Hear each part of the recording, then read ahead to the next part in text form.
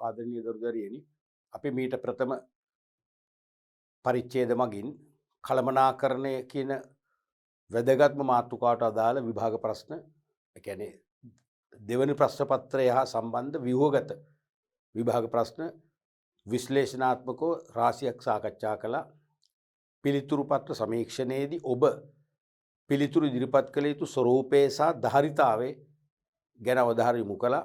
ඒ වගේම ප්‍රධාන පාලක පරීක්ෂකවරයා විසින් ඔබට ඒ පිළිතුරු කොටස් සඳහා ලකුණු ප්‍රදානය කරන ආකාරය හොඳින් විශ්ලේෂණය කරා.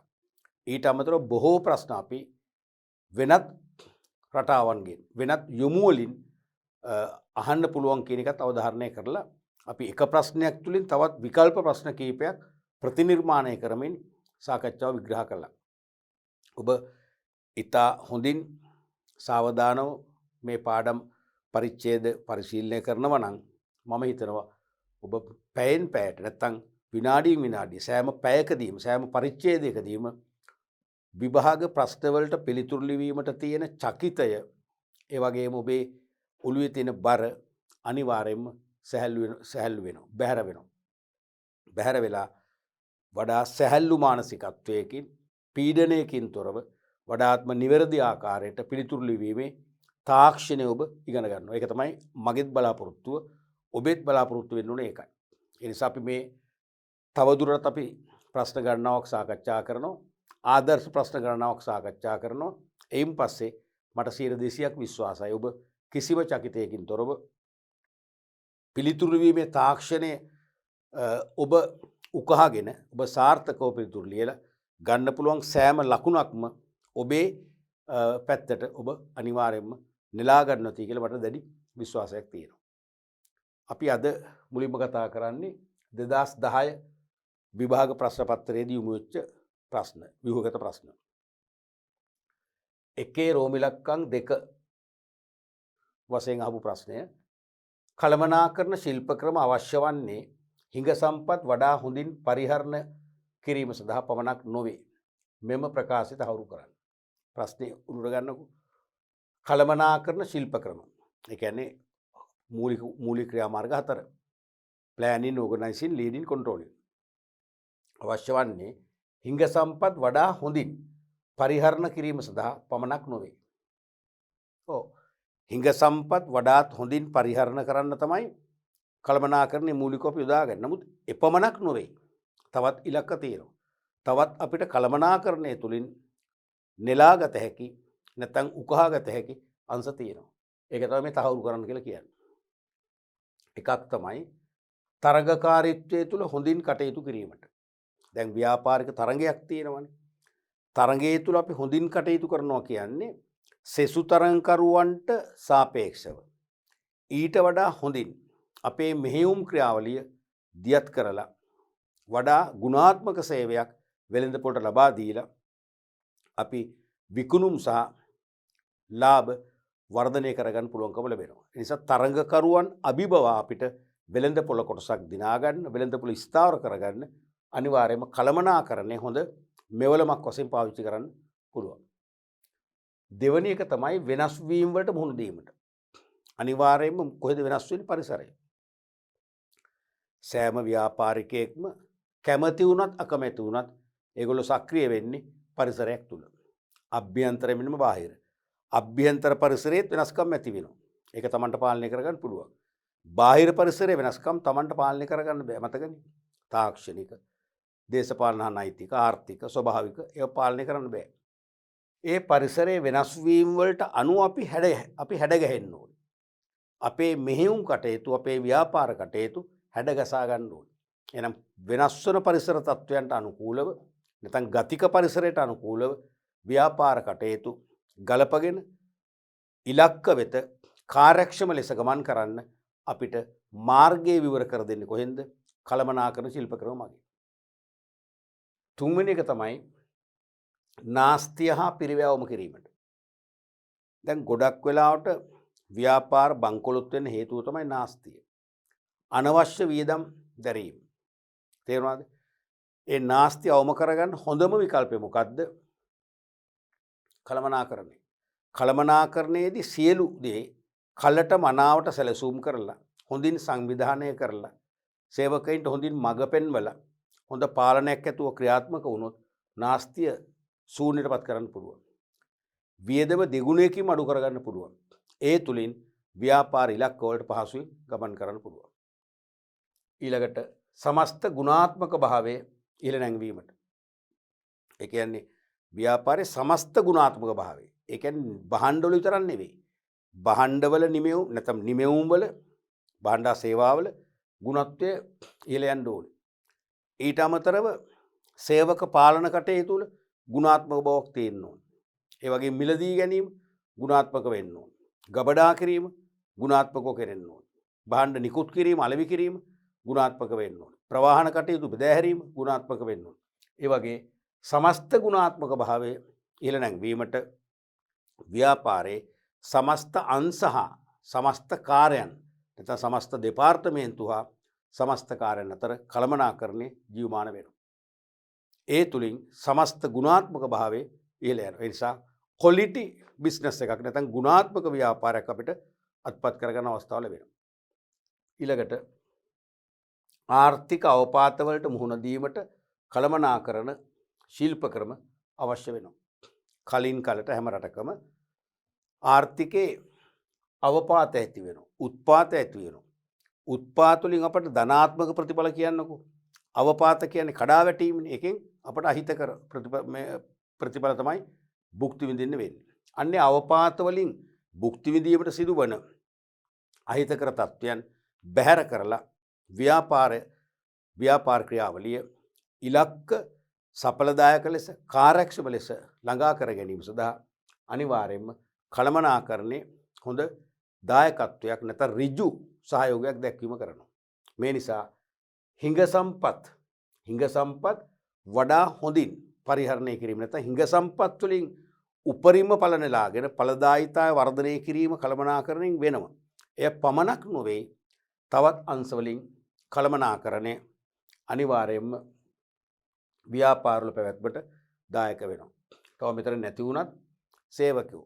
ඔබ දන්නවා ඕනම ව්‍යාපාරයක සාර්ථකත්වය රඳන්නේ සේවකයන්ගේ ක්‍රියාකාරකම් නිසා. සේවකයෝ දැනුමක් ඇති පළපුරුදු අය ඉන්නවනම් ඒගොල්ලෝ කැපවීමෙන් කැමැත්තෙන් තෘප්තියෙන් අවංකව වැඩ කරනවා නම් ඒ ව්‍යාපාරයේ ගුණාත්මක භාවය ඉහළටම යනවා. නිමෙවුම් වල නිෂ්පාදන වේගය වැඩි වෙනවා. ගුණත්වය වැඩි වෙනවා. සම්පත් නාස්ති අඩු වෙනවා. පිරිවැය අඩු වෙනවා. ඒ සේවකයෝ නිතර ආයතන හැර ගියොත් නැත්නම් අපි කියන්නේ සේවක ප්‍රවේශීතාවය කියලා. ලේබර් ඇබ්සෙන්ටිසම් ඒ සේවක ප්‍රවේශීතාවය නැත්නම් ප්‍රවේශීතාවය ඉහළ ගියොත් ආයතනයේ පැවැත්මක් නැහැ. එහෙනම් සේවක ප්‍රවේශීතාව අපි ලොක් කරගන්න ඕනේ. ඒ ලොක් කරන්නේ කළමනාකරණය. කළමනාකරණයෙන් පුළුවන් සේවකයා තුළ විශ්වාසය ගොඩනගන්න. ආයතනය ගැන ඒගොල්ලන්ට දැඩි බලාපොරොත්තු ඇති කරන්න. තේරුණාද? ආයතනය ව්‍යාපාර ආයතනය යාලට ප්‍රසන්න ප්‍රියජනක පරිසරයක් බවට ප්‍රතිනිර්මාණය කරන්න පුළුවන්. එහෙම වුණොත් කළමනාකරුවා ව්‍යාපාරයට වසඟ වෙනවා. ඒ වසඟ වූ ව්‍යාපාරයට එයා බද්ධ වෙනවා. එයා ඒ ව්‍යාපාර හැර යන්නේ නැහැ. ඒ නිසා එයාගෙන් ඒ දක්ෂ පළපුරුදු සේවකයාගෙන් අපිට අමිල මෙහෙවරක් අකණ්ඩව ලබා ගැනීම හැකියාව ලැබෙනවා. ඒ දේ කරන්නේ කවුද? අදුෂ්‍යමාන බලවේගයක් නෙවෙයි. මිනිසා විසින් මිනිසාගේ යහපැවැත්ම උදෙසා ගොඩනගාගෙන ජීවමාන කරපු කළමනාකරණය මගින් පමණයි. කළමනාකරණය මගින් පමණයි. තේරුණාද? ඒ වගේ කළමනාකරණයට පුළුවන් ව්‍යාපාර ඇත්තටම ඇති කරන්න. ව්‍යාපාර නැති කරන්නත් පුළුවන්. එහෙනම් මේ වගේ විවිධ පැතිවලින් කළමනාකරණය ව්‍යාපාරවලට දායක වෙනවා. ඉහත ඕනෑම කරුණු තුනක් මගින් තහවුරු කිරීමට ලකුණු තුනක්ම දීලා තියෙනවා. තේරුණාද? ඒතර මේ ප්‍රශ්නෙම නැවත අහන්න පුළුවන් වෙනස් විදිහට. ඒ කොහොමද? කළමනාකරණ ශිල්ප ක්‍රම භාවිතයේ තුලින් ව්‍යාපාරවල දීර්ඝකාලීන පැවැත්ම තහවුරු කරයි. ඔබ එකඟ වේද පැහැදිලි කරන්න. මේක මහන්න පුළුවන් ඉපැත්තට. කළමනාකරණ ශිල්ප ක්‍රම තුලින් ව්‍යාපාරවල දීර්ඝකාලීන සාර්ථකත්වය නැත්නම් පැවැත්ම තහවුරු කරයි. එකඟද? ඔව් එකඟයි. පැහැදිලි කරන්න. මෙන්න මේ වගේ කරුණු හතරක් මම කියන්නේ තුනක් නෙවෙයි හතරක්ම ඉදිරිපත් කරන්න. නැත්නම් තුනක්. එතකොට එකඟ වේ කියන එකට ලකුණු එකක් ගියත් තර්ක තුනට ලකුණු 3ක් ලැබෙන්න පුළුවන්. තේරුණාද? අපි බලමු ඊළඟ ප්‍රශ්නය. එකේ රෝම ඉලක්කම් 2 2010 අවුරුද්දෙම පළවෙනි ප්‍රශ්නේ රෝම ඉලක්කම් 2. වගවීම accountability, අධිකාරිය authority සහ පැවරීම delegation යන සංකල්ප පැහැදිලි කරන්න. නිතර අහන සංකල්පවල නිතරම අහනවා. එකක් වගවීම accountability. වැඩ ප්‍රතිඵල පිළිබඳව සුපරීක්ෂකට වාර්තා කිරීමට බැදී සිටීම හා ප්‍රතිඵලවල අඩු වුවහොත් පිළිගත හැකි හේතු දැක්වීම හෙවත් සාධාරණීකරණය කිරීම. ඔන්න මේ උත්තරේ හොඳට තියෙනවා. කලින් අවුරුද්දක උත්තරේ සාර්ථකව තිබුණේ නැහැ. වගවීම කියන්නේ වගකීමට වඩා පුළුල් සංකල්පයක්. තේරුණාද? වගකීමට සාධාරණීකරණය කියන කන්සෙප්ට් එක එකතු වුණාම තමයි වගවීම නිර්මාණය වෙන්නේ. තේරුණාද? ඒතර වගකීමේදී වෙන්නේ අපිට යමක් කරන්න අධිකාරිය බලතල ලැබුණාට පස්සේ ඒ පැවරුම් රාජකාරීන් නිසියාකාරව නිම කර සුපරීක්ෂකට නැත්නම් ඉහළ කළමනාකරණයට වාර්තා කිරීමට ඇති බැදියාව තමයි වගකීම කියන්නේ. මේක ඒකෙත් තියෙනවා. වැඩ ප්‍රතිඵල පිළිබඳව සුපරීක්ෂකට වාර්තා කිරීමට බැඳී සිටීම හා ඒ ප්‍රතිඵල අඩු වුවහොත් නැත්නම් කාර්යසාධන අපේක්ෂිත මට්ටමට ළඟා නොවුනොත් අපේක්ෂිත මට්ටමින් කාර්යසාධනයක් නොලැබුණොත් පිළිගත හැකි හේතු ඉදිරිපත් කරලා ඒ සාධාරණීකරණය කරලා පෙන්වන්නත් උණු සුපරීක්ෂකට. අන්න ඒක තමයි වගවීම කියන්නේ. සාධාරණීකරණ කියන්නේ තමන්ට අවශ්‍ය සම්පත් ලැබුණේ නැහැ. අවශ්‍ය වෙලාවට ලැබුණේ නැහැ. ප්‍රමාණවත් ලෙස ලැබුණේ නැහැ. සේවකයන්ගේ සහයෝගය ලැබුණේ නැහැ. සේවකයෝ වසංගත රෝගයට ගොදුරු වෙලා ගොඩක් අය නිවාඩු ගිහිල්ලා. අපි පෞද්ගලිකව දිවාරෑ අපේ අතින් වියදම් කරන් කෑම බීම අරගෙන අපි කැප වෙලා එළි වෙනකන් වැඩ කරලා තමයි මේ තත්ත්වයට ගත්තේ. නැත්තම් මේ ටිකවත් ලැබෙන්නේ නැහැ කියන අර්ථය තමයි මේ සාධාරණීකරණය කරනවා කියන්නේ. තේරුණාද? ඒ කියන්නේ ප්‍රතිඵල අඩුවීම හොඳයි කියන එක නෙමෙයි මේ කියන්නේ. අඩු වුණාට මීටත් වඩා අඩු වෙනවා. අපි ගොඩාක් කැපකිරීම කරලා අපේ වෙහෙස මහන්සියෙන් තමයි මේ ප්‍රතිඵලවත් ලබා ගත්තේ කියන අර්ථය තමයි සාධාරණීකරණය කරන්නේ. ඒක තමයි වගවීම කියන්නේ. මීට සමාන පැහැදිලි කිරීමට ලකුණු එකයි. මම හිතන්නේ මේක තමයි හොඳම පැහැදිලි කිරීම. ඉතින් පොඩ්ඩක් වෙනස් වෙන්න පුළුවන් අර වගේ. තනතුරු වලට පැවරූ රාජකාරී නැත්නම් කාර්යයන් නිසි පරිදි ඉටු කර සුපරීක්ෂකකට නැත්නම් ඉහළ කළමනාකරණයට වාර්තා කිරීමට ඇති වැදියාව සහ අපේක්ෂිත කාර්ය සාධනයේ නොලදහොත් පිළිගත හැකි හේතු ඉදිරිපත් කරමින් එය සාධාරණීකරණය කිරීමට ඇති බැඳියාව කියන අර්ථ ලියුම ලකුණු එකක්ම ලැබෙනවා. 2 අධිකාරිය. තව නමක් මොකක්ද ඔකට කියන්නේ? බලතල කියන්නේ තෝකම තමයි. අධිකාරියටම තමයි බලතල කියන්නේ. බලතල. දෙකම එකයි. බලය නෙමෙයි, බලය වෙනට පුළුවන්. authority. සංවිධානයක ඉලක්ක සාක්ෂාත් කර ගැනීම සඳහා තීරණ ගැනීමට, නියෝග නිකුත් කිරීමට හා කාර්යයන් කිරීමටත් සම්පත් බෙදාවෙන් කිරීමටත් ඇති බලයයි. තේරුණානේ? සංවිධානයක ඉලක්ක සාක්ෂාත් කර ගැනීම සඳහා තීරණ ගැනීමට, නියෝග නිකුත් කිරීමට හා කාර්යයන් කිරීමටත් සම්පත් බෙදාවෙන් කිරීමටත් ඇති බලයයි. ඔක තවත් හරියටම කිව්වොත් සංවිධාන ඉලක්ක ළඟා කර ගැනීමේ අරමුණෙන්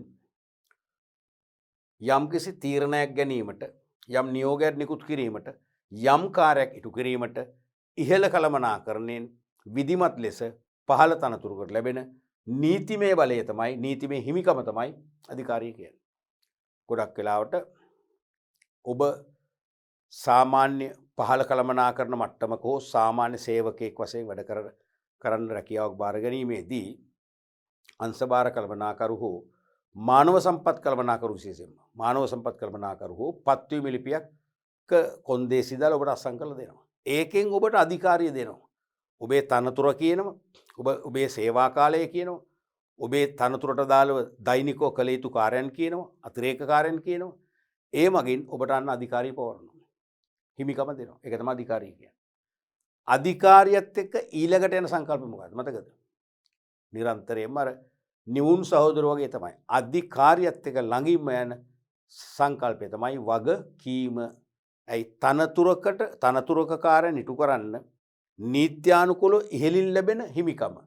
බලය තමයි අධිකාරිය කියන්නේ. අධිකාරිය ලැබුණන් පස්සේ නිකන් ඉන්න බෑනේ. අධිකාරිය ලැබීමත් සමගම ඒ නියමිත කාර්යයන් කාර්යක්ෂම ලෙස ඉටු කර ඉහළ කළමනාකරුවන්ට හෝ සුපරීක්ෂකයන්ට වාර්තා කිරීමට බැඳීමක් ඇති වෙනවා. ඒ බැඳියාව තමයි වගකීම කියන්නේ. එහෙනම් අධිකාරිය ලැබීමත් එක්කම තමයි වගකීම එළියට එන්නේ. එහෙනම් නියුන් සහෝදරයෝ තේරෙනවද?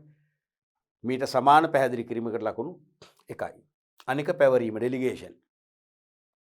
පැවරීම. යම් කාර්යයක් සාර්ථකව ඉටු කිරීම සඳහා අධිකාරිය හා වගකීම් මාරු කිරීම. යම් කාර්යයක් සාර්ථකව ඉටු කිරීමට අධිකාරිය සහ වගකීම් මාරු කිරීම. ඒ කියන්නේ ප්‍රධානම අධිකාරිය බලතල තියෙන අග්‍ර කළමනාකරු අතේනේ. ඒගොල්ලොන්ගේ තේ තියෙන අධිකාරිය හෙවත් බලතල කොටස් පහළ මට්ටම් වලටත් පවරනවා. පවරලා ඒ තුලින් මොකද කරන්නේ? වගකීම් ඇති කරනවා. අධිකාරිය කියන්නේ යමක් කරන්න අවසර ලබා දීමනේ. අවසර දීලා නිකන් ඉන්න දෙන්නේ නැහැ. එහෙනම් වැඩ කරලා පෙන්වන්න ඕනේ. එහෙනම් ඒකයි මේ කියන්නේ යම් කාර්යයක් සාර්ථකව ඉටු කිරීම සඳහා අධිකාරිය හා වගකීම් මාරු කිරීම. කාටද? පහළ මට්ටම් වල. දැන් මේක මීට සමාන පැහැදිලි කිරීමකට කියලානේ කියන්නේ. ලකුණු එක අපිට පුළුවන් මේකට හොඳ උත්තරයක් දෙන්න. කොහොමද? මේ වගේ එකක්. මේක ලීලා පෙන්නමු.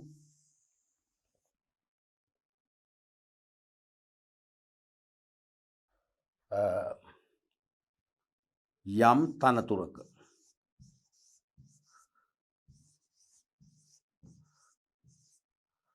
තනතුරකට අදාළ කාර්යයන්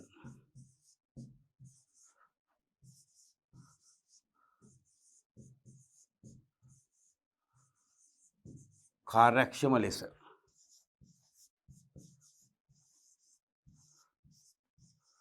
ඉටු කර කාර්යක්ෂම ලෙස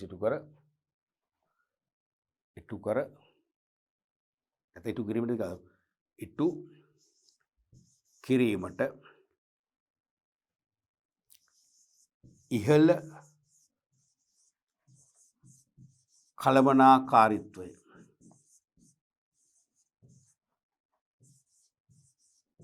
මගින්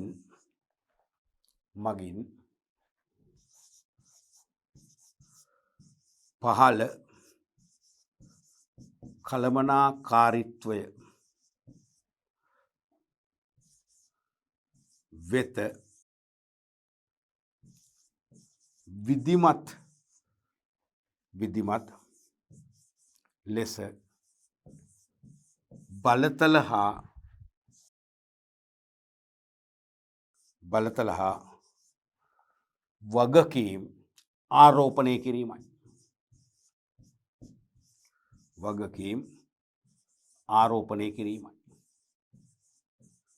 වඩාත් හොඳම අර්ථකථනයක් තමයි මේ දැම්මේ. තේරුණාද? වගේ මේ සංකල්ප මතක තියෙන මේ පැහැදිලිවම විභාගයට අහනවා. නිරන්තරයෙන්ම අහනවා. මේවට අපි ස්කෝර් කරනවා. පැහැදිලිද? අපි බලමු ඊළඟ ප්‍රශ්නය. 3 රෝම ඉලක්කම් 2 පාලන ක්‍රියාවලිය අධීර නම් කර ඒවා එකිනෙකට සම්බන්ධ වන ආකාරය පැහැදිලි කරන්න. ඔක බලාපොරොත්තුනේ සම්පූර්ණ ක්‍රියාවලිය දැක්වීමට ලකුණු 3යි. එසේ නොවේ නම් පිළිතුරු අනුව ලකුණු තීරණය කරන්න කියලා පරීක්ෂකවරුන්ට පවර්ලා තියෙනවා. එතකොට මේ තියෙන බොහොම සාරාංශයෙන් දැන් මේක ඉස්සරහට මුකුත් විග්‍රහයක් නැහැ නේ. එතකොට පාලන ක්‍රියාවලිය අධීර නම් කර ඒවා එකිනෙකට සම්බන්ධ වන ආකාරය විස්තර කරන්න ඕනේ නැහැ. නිර්වචනය කරන්න නම් කරාම ඇති. ඉතින් මේ සම්බන්ධතාවය මේ ඊතල වලින් පෙන්නලා තියෙන ඉච්චරයි. දැන් මේ ප්‍රශ්නේ දැක්කම ඕගොල්ලෝ සමහරට බය වෙනවා. පාලන ක්‍රියාවලිය මතකයි. ඒවා එකිනෙකට සම්බන්ධ වන ආකාරය කොහොමද කියන්නේ? මෙච්චරයි. ඊතල 3යි. සරලයි. මොකද පළවෙනි එක තමයි කාර්ය සාධන ක්‍රම හා ප්‍රමිති ස්ථාපනය.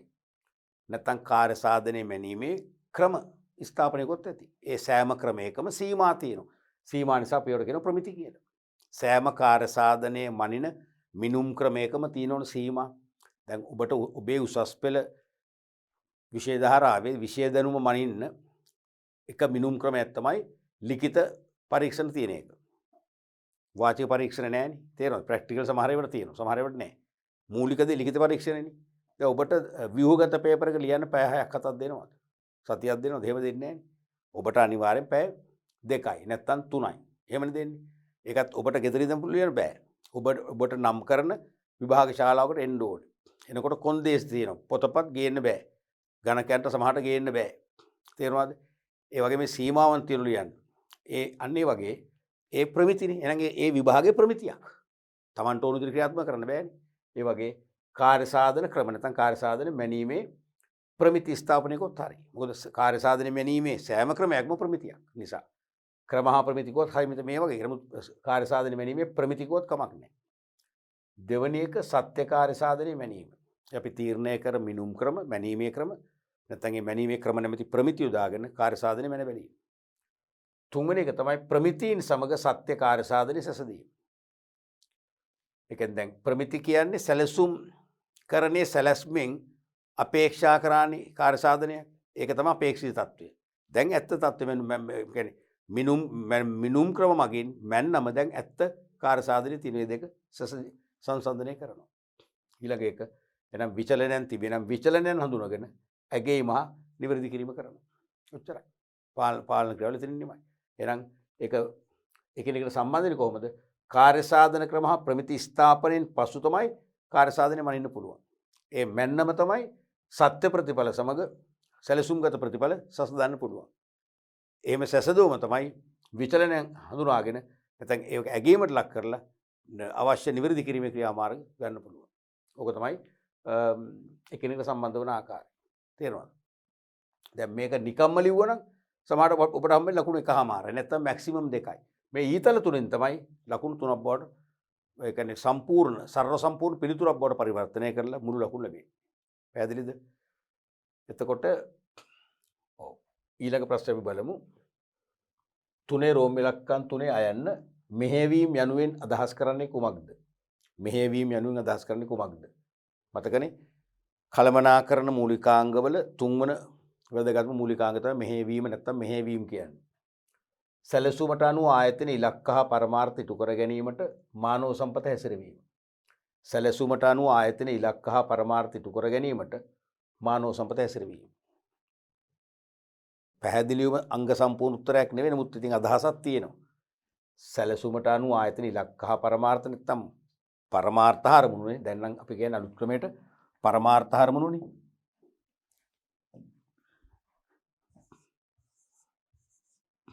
පරමාර්ථ හරමුණු 2017න් පස්සේ මේක වෙනස් වුණේ. පරමාර්ථ හරමුණු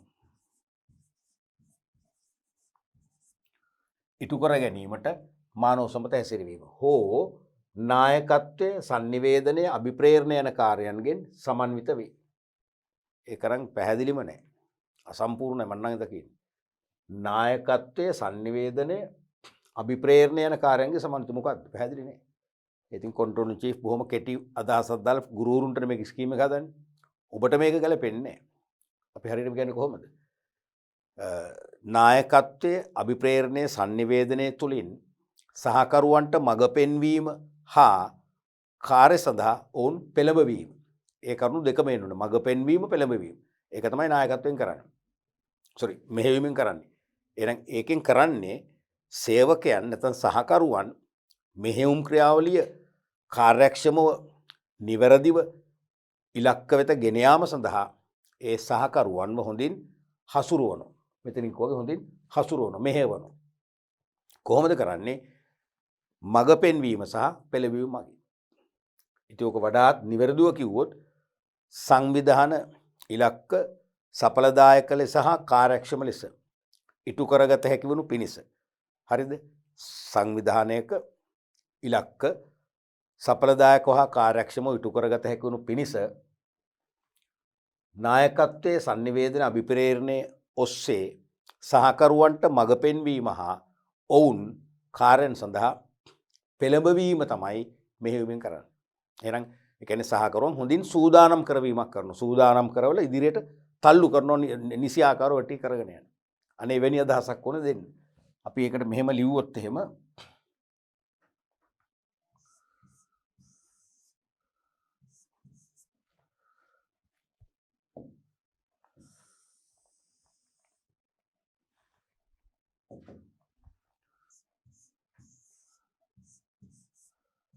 මෙහෙයවීම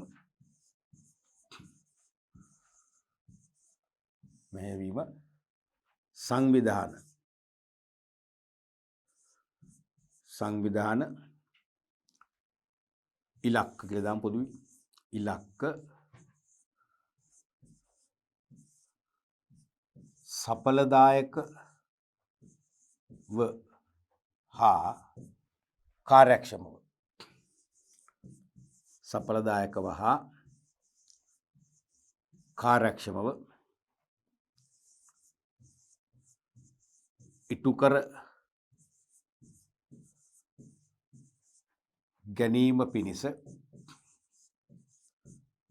ගැනීම පිණිස sannivedanaය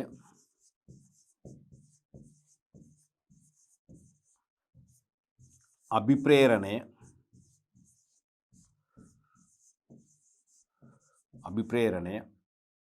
හා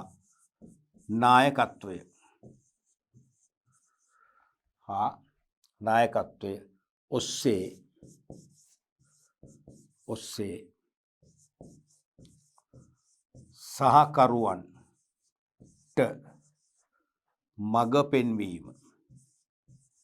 සහකරුවන්ට මඟ පෙන්වීම හා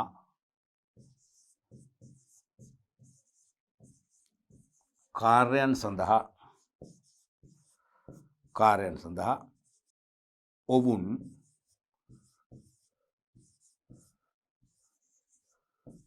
පෙළඹවීමේ ක්‍රියාවලියයි.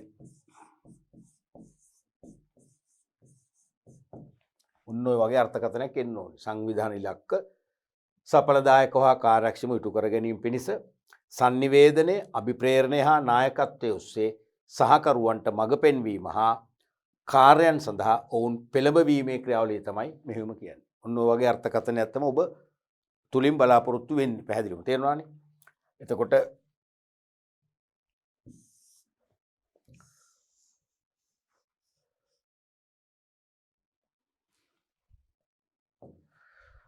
මෙන්න මේ වගේ අර්ථකථනයක් ලියන්න ඔළුව තියාගන්න මෙහෙයුමට ලකුණු එකක් ලබා ගන්න. හරිනේ? ඊළඟට 3 රෝම ඉලක්කම් 3 ආයන්න. විධිමත් sannivedanaya formal communication සහ අවිධිමත් sannivedanaya informal communication නිදසුන් සහිතව වෙන වෙනම පැහැදිලි කරන්න. එතකොට තරු ලකුණු වෙනුවට මේ වගේ ඩොට් දාලා තියෙනවා. ඩොට් එකක් දැම්මත් ඇති. කොහොම හරි උත්තර දෙක වෙන් කරලා පෙන්නන්න. පරීක්ෂකවරයාට හෝ වරියට අවම මහන්සියකින් ඔබේ උත්තර ඒගොල්ලන්ට හඳුනා ගන්න පුළුවන් වෙන්න ඕනේ. දැන් මේක හඳුනා ගන්න පුළුවන් නේ. පැහැදිලිව අපි ඩොට් එකක් දාලා තියෙනවානේ. ආයතනයේ තුල පැහැදිලිව සඳහන් වී ඇති sannivedana ක්‍රම විධිමත් sannivedanayයි. ආයතනයේ තුල පැහැදිලිව සඳහන් වී ඇති sannivedana ක්‍රම විධිමත් sannivedanayයි. මේකත් සර්ව සම්පූර්ණ උත්තරයක් නෙවෙයි. අර්ධ උත්තරයක්. පැහැදිලි නෑනේ මේක. හරියටම කොහොමද මේක කියන්නේ? අපි ඕක ඉගෙනනවා මම. තීරි පාඨයේදී අපි ලස්සන ඉගෙනනවානේ. ඒ කියන්නේ ආයතනයේ ව්‍යවස්ථාවන්ට අනුකූලව විනිවිද භාවයකින් යුතුව ක්‍රියාත්මක වන sannivedanaya තමයි විධිමත් sannivedanaya කියන්නේ. ආයතනයේ ව්‍යවස්ථාවන්ට අනුකූලව කියන්නේ නීති විරෝධී නෑ. ව්‍යවස්ථාවන්ටත් යටත්. ව්‍යවස්ථාවන්ට අනුකූලව විනිවිද භාවයකින් යුතුව විවෘතව විනිවිද භාවයකින් යුතුව ක්‍රියාත්මක වන sannivedanaya. අන්න ඒ වගේ අර අපි ඉගෙන ගත්තේ මතකනේ ඒ විදිහට ලියන්න.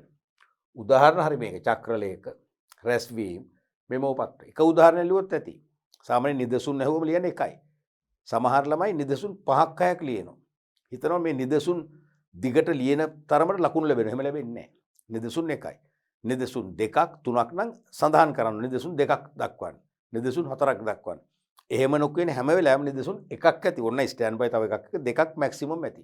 මොකද මේ නිදසුන් අනවශ්‍ය ප්‍රමාණයක් ලියන්නත් අපි තප්පර විනාඩි ගණන් නාස්ති කරනවා කියන්නේ යට ප්‍රශ්නයකට ලියන්න තියෙන කාලය තමයි නාස්ති කරගන්නේ. ඒ වැඩේ කරන්න එපා. ඒ අවධානම ගන්න එපා. පැහැදිලිනේ? ඊළඟට ආයතනය තුල පැහැදිලිව සඳහන් වී නැති sannivedana ක්‍රම අවිධිමත්. ඒකත් අර වගේමයි. ඊටාම දුර්වලයි. තේරුණාද? ඒකත් අර වගේ කියනවා ආයතනයේ ව්‍යවස්ථාවන්ට පටහැනි ලෙස විනිවිද භාවයකින් තොරව සිදු කරන sannivedana. ව්‍යවස්ථාවන්ට පටහැනිව විනිවිද භාවයකින් තොරව සිදු කරන sannivedana තමයි අවිධිමත් sannivedana කියලා කියන්නේ. උදාහරණ නිර්නාමික ලිපි, කටකතා, පෙත්සම්, පෝස්ටර්, කැලෑපත්‍ර කියලා ගම්වල කියන්නේ. පෝස්ටර් වල අතින් ඇඳලා හරි කමන්නේ එක එක අදහස් ප්‍රසිද්ධ කරන අලවනවා. ඒවා ඒ කියන්නේ there is no doer කරන්නෙක් නැහැ. තේරෙනවද? නිර්නාමිකයි. එතකොට පැහැදිලි කිරීමට ලකුණු භාගය බැගින් පැහැදිලි කිරීම දෙකට ලකුණු 1යි. උදාහරණ එකකට දැක උදාහරණ 1යිට ලකුණු භාගය බැගින් උදාහරණ දෙකට ලකුණු 1යි ලකුණු 2ක් ලැබෙනවා. පැහැදිලිනේ? අපි බලමු ඊළඟ ප්‍රශ්නයත් 4 රෝමි ලක්කම් 2 අයන්න. මේ පේපර් එකේ අර කළමනාකරන ප්‍රශ්න තනින් තැනට විසුරුව හැරලා තියෙන්නේ. දැන් සාමාන්‍යයෙන් දැන් මෑත කාලේ නම් එන්නේ 5 වෙනි ප්‍රශ්නේනේ. දෙවන ප්‍රශ්න පත්‍රයේ 5 වෙනි ප්‍රශ්නේ. ආ කොටස පළවෙනි එක 5 වෙනි ප්‍රශ්නේ. මදි සමහර විට ඒකෙන් අහලා 6 වෙනි ප්‍රශ්නේ කොටස් දෙකක් විතර දානවා. 4 රෝමි ලක්කම් 2 අයන්න. සැලසුම් කරන ක්‍රියාවලියේ ප්‍රධාන කාර්යයන් නම් කරන්න. සැලසුම් කරන ක්‍රියාවලියේ ප්‍රධාන කාර්යයන්. හොඳ පියවරයන් එහෙම නෙවෙයි. පටල ගන්න දැන් මේක පටල ගන්න ඕගොල්ලෝ. ගොඩක් අය පටල ගන්නවා සැලසුම් කරන්නේ ප්‍රධාන කාර්යයන් කොම පියවරයන් ලියන පරිසර විග්‍රහය තුළින් පරිසරය හඳුනා ගැනීම දැක්ම නිෂ්ඨාව අරමුණු නැත්නම් පරමාර්ථ අරමුණු තීරණය කිරීම ඒවනේ මේ කියන්නේ. ඒ පියවරයන් උත් වෙනයි ඒක. මේ අහන්නේ දැන් ඒ අපි දන්න පියවරයන් මගින් ක්‍රියාත්මක කරන සැලසුම් කරන්නේ ඇතුලේ මූලික ක්‍රියාකාරකම් තුනක් වෙනවා. කාර්යයන් තුනක් ඉෂ්ට වෙනවා. පළවෙනි එක තමයි ඉලක්ක හා පරමාර්ථ තීරණය. දැන් 2017 පස්සේ වෙනස් වුණානේ. එහෙනම් අද නම් මේක කොහොමද ලියන්න ඕනේ? පරමාර්ථ හා අරමුණු තීරණය කිරීම. පරමාර්ථ හා අරමුණු තීරණය කිරීම. පරමාර්ථ හා අරමුණු තීරණය කිරීම.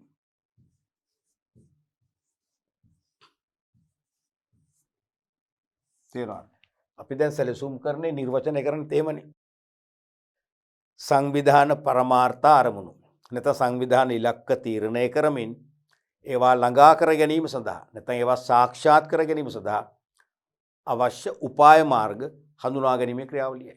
උපාය මාර්ග කියන්නේ මොකද්ද? ප්‍රධාන කාර්යයන්. එහෙනම් ඉලක්ක තීරණය කරලා ඒවා ළඟා කර ගන්න අවශ්‍ය ප්‍රධාන කාර්යයන් තීරණය කිරීමේ ක්‍රියාවලිය තමයි සැලසුම් කරණය කියන්නේ. ඒ සැලසුම් කරන්නේ අවසාන ඵලයේ අවසාන නිමවුම මොකද්ද? සැලැස්මක් නිර්මාණය වෙනවා. ලිඛිත ඇස්තමේන්තුවක් නිර්මාණය වෙනවා. දෙවෙනි එක තමයි ඉලක්ක හා පරමාර්ථ නැත්නම් පරමාර්ථ අරමුණවා. දැන් අපි කියන්නේ මේ විදිහටයි.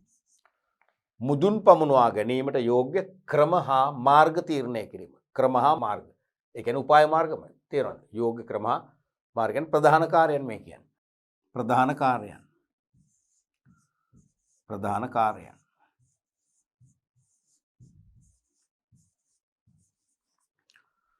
තීරණය කිරීම. තුන්වෙනි එක තමයි ක්‍රම හා උපාය මාර්ග ලිඛිතව ඉදිරිපත් කිරීම. ඒ කියන්නේ මොකද්ද? සැලසුම. සැලසුම සම්පාදනය. සැලසුම සම්පාදනය. එහෙනම් පළවෙනි එක සංවිධාන පරමාර්ථ අරමුණු තීරණය කිරීම. දෙවෙනි එක පරමාර්ථ අරමුණු මුදුන් පමුණවා ගැනීමට යෝග්‍ය ක්‍රම නැත්නම් උපාය මාර්ග නැත්නම් ප්‍රධාන කාර්යයන් තීරණය කිරීම. තුන්වෙනි එක තමයි එම උපාය මාර්ග ලිඛිතව ඉදිරිපත් කිරීම. ඒක එනම් සැලසුමක් සම්පාදනය කිරීම. එච්චරයි. කාර්යයන් තුන මතක තියාගන්න. ඕක විභාගෙදී ගොඩක් වෙලාවට මේක ඇහුව කීප සැරයක්. ගොඩක් නෙවෙයි දෙතුන් වතාවක් ඇහුව හැම අවස්ථාවම අසාර්ථක වුණා. ළමයි ලියන්නේ සැලසුම් කරන්නේ පියවරයක් නෑ. සැලසුම් කරන්නේ කාර්යයන්. පියවරයන් කියන්නේ සැලසුම් කරන්නේ ආරම්භ කරලා අවසාන දක්වා ගමන් කරන විදියනේ. ඒ ක්‍රියාවලියෙන් මතු කරගන්න පුළුවන් ප්‍රධාන ක්‍රියාකාරකම් තුනයි තියෙන්නේ. පැහැදිලිනේ? කරුණකට ලකුණු භාගයෙන් කරුණු තුනට ලකුණු 1මාරක් ලැබෙනවා. ඊළඟට ඒකෙම ආ කොටස සැලසුම් කරන්නේ ප්‍රයෝජන පැහැදිලි කරන්න. ඕක නිතර අහන ප්‍රශ්නයක්. සැලසුම් කරන්නේ ප්‍රයෝජන. එක්ක සැලැස්මකින් ලැබෙන ප්‍රයෝජන කියලා අහන්න පුළුවන්. ඒත් මේකමයි. නැත්නම් සැලසුම් කරන්නේ ප්‍රයෝජන කියලා ඇහුවොත් ඒත් මේකමයි. තේරුණානේ? පළවෙනි එක තමයි කළමනාකරුවන්ට අනාගතය ගැන සිතීමට මඟ පෙන්වයි. කළමනාකරුවන්ට අනාගතය ගැන සිතීමට මඟ පෙන්වයි. දැන් සැලසුමක් තියෙනකොට ඔක හිතෙන්නේ දැන් හිතන්න ගොඩනැගිලි සැලැස්මක් බිල්ඩින් ප්ලෑන් එකක්. බිල්ඩින් ප්ලෑන් එක ගෘහ නිර්මාණ ශිල්පියා ඇඳලා සිවිල් ඉංජිනේරු අතර පත් කරනවා. එක්ක ප්‍රධාන බාස් මහත්මයා අපි කියන්නේ හෙඩ් බාස් මහත්මයා කියලා එයාට දෙනවා. ඒ දෙන්න එක්කෙනෙක් ඒ දෙන්නම ඔය සැලැස්ම බැලුවම ඒගොල්ලන්ට පේනවා බිල්ඩින් එක අනාගතේ ගොඩනගලා නිම කරන් පස්සේ බිල්ඩින් එකේ ස්වරූපය පේනවා. එහෙනම් ඒගොල්ලෝ ඒ ගැන හිතනවා. අනාගතේ මෙන්න මේ වගේ හැඩෙන් යුක්ත මේ වගේ විලාසිතාවයෙන් යුක්ත බිල්ඩින් එකක් තමයි අපිට හදන්න බාර වෙලා තියෙන්නේ. එහෙනම් ඒක කොහොමද අපි කරන්නේ කියලා හිතනවා. ඒක තමයි කියන්නේ අනාගතය ගැන සිතන්න, දකින්න මඟ පෙන්වනවා. එහෙම දැක්කම ඒ දැකපු දේ සඵල කරගන්න තමයි ඒගොල්ලෝ කටයුතු සියල්ල නිවැරදිව සැලසුම් කරලා සූදානම් කරලා ක්‍රියාත්මක කරන්නේ. තේරුණාද? එහෙනම් මේ අනාගතය ගැන හරියට දැක්කේ නැත්නම්, සිතුවේ නැත්නම් සංවිධානකරණය, මෙහෙවීම, පාලනය කියන කළමනාකරන ක්‍රියාකාරකම් තුනම සාර්ථක වෙනවා. සමස්ත කළමනාකරන ක්‍රියාවලියම අඩපණ වෙනවා. තේරුණාද? ඒ නිසා අනාගතය ගැන කළමනාකරු හරියට සිතන්න පුරුදු වෙන්න ඕන. සිතන්න පුරුදු කරනවා, සිතන්න මඟ පෙන්වනවා සැලසුම් කරන්නේ සහ සැලැස්ම මගින්. දෙවැනි එක ළඟා කර ගැනීමට අපේක්ෂිත අරමුණු වෙන්න ඕනේ. අරමුණනේ බහුවචනෙන්නේ. අරමුණු පැහැදිලි කිරීම. ළඟා කර ගැනීමට අපේක්ෂිත අරමුණු පැහැදිලි කිරීම. ඒ කියන්නේ දැන් ළඟා කරගන්න අපේක්ෂිත අරමුණු එකද දෙකද කීපයද හොඳින් පැහැදිලි කරනවා. කොහෙද? සැලැස්ම ඇතුලේ. ඒ නිසා අන්නේ පැහැදිලි කරන අරමුණු නැත්නම් ඉලක්ක ළඟා කර ගැනීමට සියල්ල සූදානම් කරන්න පුළුවන්. අනිවාර්යයෙන්ම ඒ අරමුණු ළඟා කරගන්න පුළුවන්. පැහැදිලිනේ? ඊළඟට සෙසු කළමනාකරන කාර්යයන්ට මඟ පෙන්වීම හා සම්බන්ධීකරණය කිරීමට. අනිවාර්යයෙන්ම සෙසු කළමනාකරන කාර්යයන්ට මඟ පෙන්වන්නේ සැලසුම් කරන්නේන්නේ. මතකනේ? දැන් අපි ඔය කළමනාකරන ක්‍රියාවලිය අපි සටහනක් වශයෙන් නගනකොට අපි මේ වගේ දාන්නේ. සැලසුම් කරණය. සැලසුම් කරණය.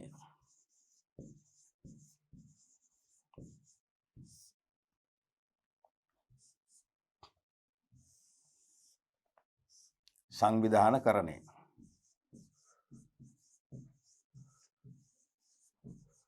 මෙහෙයවීම. ඊට පස්සේ පාලනය.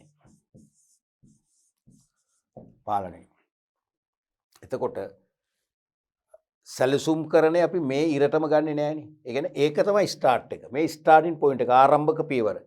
සැලසුම් කරණය ක්‍රියාත්මක වීමෙන් තමයි සංවිධානකරණයට මඟ පාදන්නේ. මෙහෙයවීමට මඟ පාදන්නේ. පාලනයට මඟ පාදන්නේ. තේරුණාද? ඒක තමයි මෙතන කිව්වේ සෙසු කළමනාකරන කාර්යයන්ට මඟ පෙන්වීම හා සම්බන්ධීකරණය කිරීමට. හරිනේ? සෙසු කළමනාකරන කාර්යයන්ට මඟ පෙන්වීමේ ප්‍රතිඵලයක් වශයෙන් තමයි ඒ කළමනාකරන කාර්යයන් තුන මේ වගේ සක්‍රිය වෙන්නේ. අනික ඒව අතර සම්බන්ධීකරණය කරන්න. දැන් සැලසුම් කරණයෙන් හදපු සැලැස්ම අනුව තමයි සංවිධානකරණයේදී සම්පත් හා පුද්ගලින් අතර සබඳතා ගොඩනගන්නේ. සැලසුම් කරණයෙන් හදපු සැලැස්ම අනුව තමයි මෙහෙයවීම කරන්නේ. සැලැස්ම අනුවම මෙහෙයුම් ක්‍රියාවලිය දියත් කරගන්න තමයි sannivedanaya, අභිප්‍රේරණය, නායකත්වයේ තුලින් සහකරුවන්ට මඟ පෙන්වලා වුන් වැඩට පොළඹවන්නේ. මේ සැලසුම් කරන අඩුව. ඒ කියන්නේ මේ මෙහෙයවීමදී සැලසුම් කරන්නේ පදනම් කරගන්න. සංවිධානකරණයේදී මේක පදනම් කරගන්න. සම්බන්ධීකරණය. අනික පාලනය. පාලනයේදී කරන්නේ සත්‍ය ප්‍රතිඵල අපේක්ෂිත ප්‍රතිඵල එක සංසන්දනය කරනවා. සත්‍ය ප්‍රතිඵල අපේක්ෂිත ප්‍රතිඵල සමග සසදනවා. හරිද?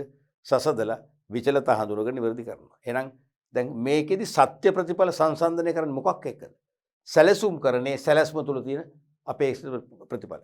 සැලසුම් කරණයෙන් බිහි කළ සැලැස්ම තුල තියෙන ප්‍රතිඵල අන්නේ ප්‍රතිඵලත් එක්ක තමයි සංසන්දනය කරන්නේ. එහෙනම් පාලනයත් එක්කත් සම්බන්ධීකරණය වෙනවා. පැහැදිලිද? ඕක තමයි සෙසු කළමනාකරන කාර්යයන්ට මඟ පෙන්වීම හා සම්බන්ධීකරණය කිරීමට කියලා කිව්වේ. හරි. ඊළඟට හතරවෙනි එක. වෙනස් වන පරිසරය තුල ආයතනයේ සංවර්ධනය හා පැවැත්ම අඛණ්ඩව ගෙන යාමට නැත්නම් අඛණ්ඩව පවත්වාගෙන යාමට. දැන් පරිසරය වෙනස් වෙනවනේ ඒක නවත්තන්න බෑනේ.